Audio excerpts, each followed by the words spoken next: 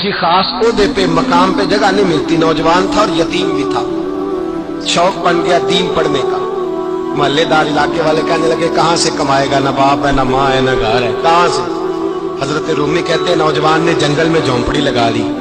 वहां वो सुबह मदरसे जाता, शाम को जंगल में रहता, वहां अल्लाह अल्लाह करता, सबक याद करता।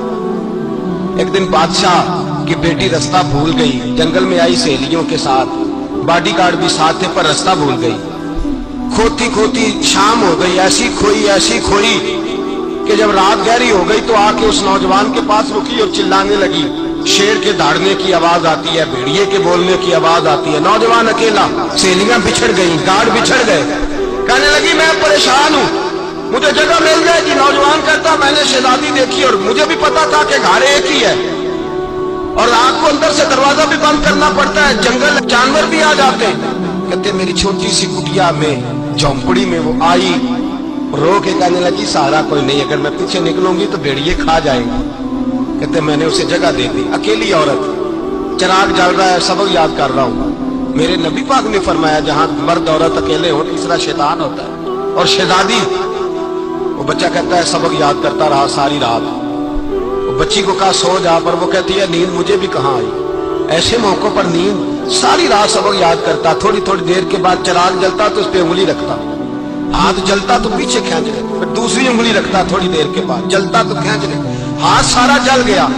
सुबह किरणें चमकी तो कहने लगा चल निकल जा, दौड़ जा, बस बड़ा सब्र का इम्तिहान हो गया, चली जा। शहजादी बाहर निकली, सिपाही ढूंढ रहे थे। बादशाह खुद जंगल में निकला हुआ था, मेरी बेटी मिल गई। बादशाह तन्हाई में जाके कहने लगा बेटा मैं दुनिया को बताऊंगा कि मेरी बेटी खोई नहीं थी, सिपाही साथ ही थे। ये बड़ा मुश्किल होता है, बेटी तो भूल के भी रात कहीं रह पड़े तो लोग जीने नहीं देते, तो बेटा मुश्किल हो जाएगा मेरे लिए। कहां थी? उसने कहा नेक नौजवान के पास। उसने कहा बेटा मैं तो तेरी बात मानूंगा पर दुनिया नहीं मानेगी।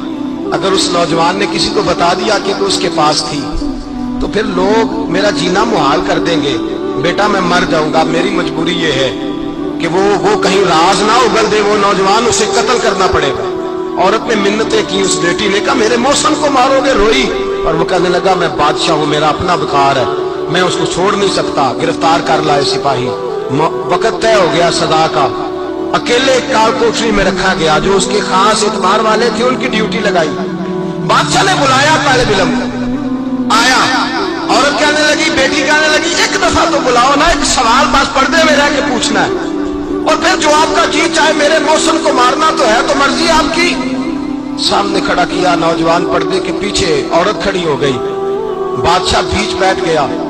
बीबी कहने लगी सारी रात बेदार मैं भी रही, सोया तू भी नहीं। वो जो तू चिराग के करीब हाथ ले जाके जलाता था वो समझ नहीं आई। नौजवान रो पड़ा, कहने लगा क्या करूं, मैंने रसूलुल्लाह का दीन पढ़ा है, क्या करूं, मैंने हुजूर का दीन पढ़ा है। मैंने पढ़ा है कि जानी को सबसे नीचे दोज़ख के सबसे निचले दर्जे में जलाया जाएगा, उसे जहन्नमियों का पीप और रोशा पिलाया जाएगा, गंद खिलाया जाएगा। ये रवायतें पड़ी हुई थी। थोड़ी थोड़ी देर के बाद शैतान मुझे कहता था बदकारी कर ले। मैं अपना हाथ उसी वक्त जब शैतान मशवरा देता तो मैं आग पे करता। मैं कहता अगर ये बर्दाश्त हो गई तो वो भी हो जाएगी। जब हाथ जलता तो मैं समझ जाता नहीं तुझसे तो ये नहीं बर्दाश्त होती तो वो कैसे होगी। फिर मुझे शैतान मशवरा देता कोई देख नहीं रहा, तुम बुलाने नहीं गया, खुद आई। मैं दूसरी उंगली लगा देता। मैंने हाथ जलाया और मैं समझ गया जब छोटे से चिराग की इतनी सी शमा की आग नहीं बर्दाश्त होती तो दोज़ख की कैसे बर्दाश्त होगी। कहते मैं पास आया, बादशाह ने ये कहानी सुनी, लफ्ज़ सुने तो चीख मार के रोया। कहने लगा तालिब इल्म तू तो मेरे नबी का सच्चा गुलाम है और मेरे रसूल के जो सच्चे गुलाम होते हैं उन्हें फांसियां नहीं दी जाती, उन्हें तख्त पे बिठाया जाता है। अब तुझे सजा नहीं होगी बल्कि मैं अपनी बेटी का निकाह तेरे साथ करूंगा और मेरे बाद इस सल्तनत का बादशाह भी तू ही बनेगा।